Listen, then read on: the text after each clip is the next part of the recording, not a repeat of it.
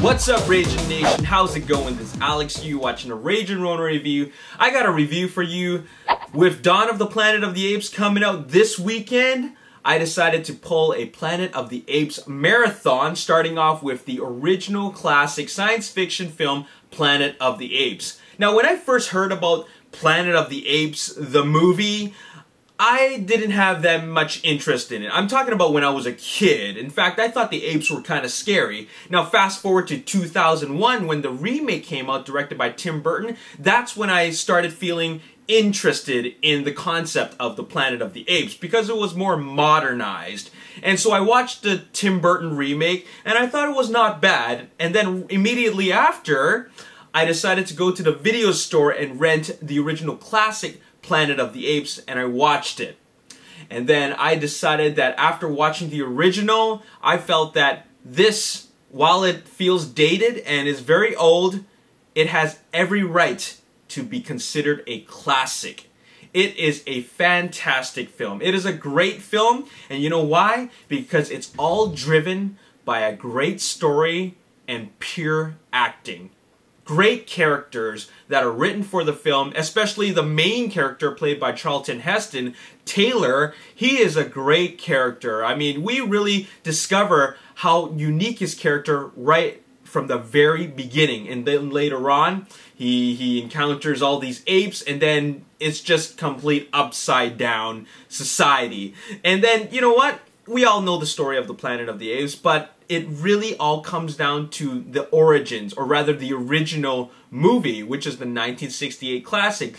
And by all means, this is a definitive classic science fiction film. I would like to call this the early stages of high concept science fiction storytelling, because the concept of apes taking over the world is just so profound, and that's what this movie is. It's very profound. It's got a profound message in it. I mean, there will always be these remakes and these sequels, but at the end of the day, it all came from somewhere. And one thing that is really great about this classic film that came out in 1968 is the attention to detail about how this could have happened, and if it happened, what are the different aspects of our society, I mean their society versus a human society.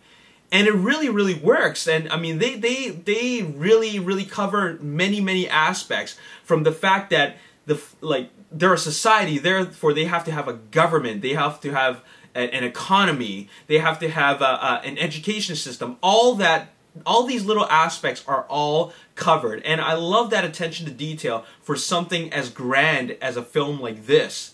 And you know what? Even though when you watch it today, it looks dated, it looks old, and it looks like something you might not even be interested in, especially if you have no interest in watching older films.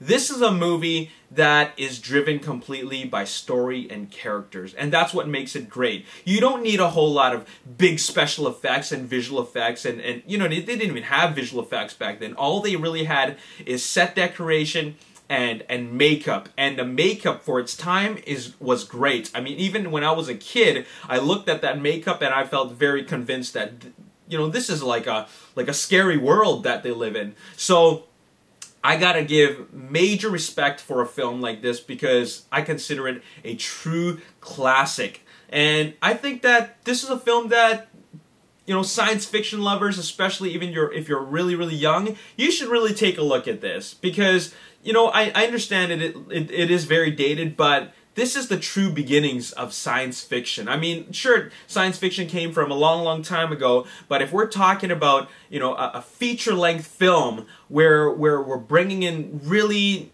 neat and unique concepts, this would be one of those films. And it is considered a classic, right up there along with Star Wars and Empire Strikes Back. So there you have it. I mean, I gotta say that Charlton Heston, he really pulls it off. I mean, he's not just a character who's completely confused. I mean, there's so much more to him than just that. He's a determined character, and he's got a lot of great memorable lines in that movie, and he really pulls it off really well. So there you have it. That's all I gotta say in this video. I just want to let you know my thoughts and feelings about a classic film that a sequel that is coming out is based off of. Even after what is it, like 32 plus 14? What's 32 plus 14? 46 years later, they're coming out with sequels, all right?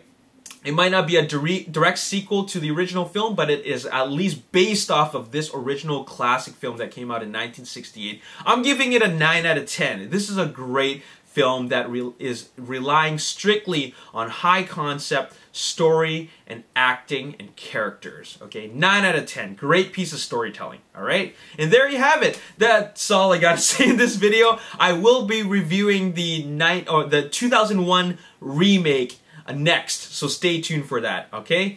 As always, if you enjoyed this video, hit the like button, subscribe to the YouTube channel, like me on Facebook, The Ragin Nation. Also follow me on Twitter, @RaginNation. My name's Alex Yu. Thanks for watching. I'll see you next time. Peace.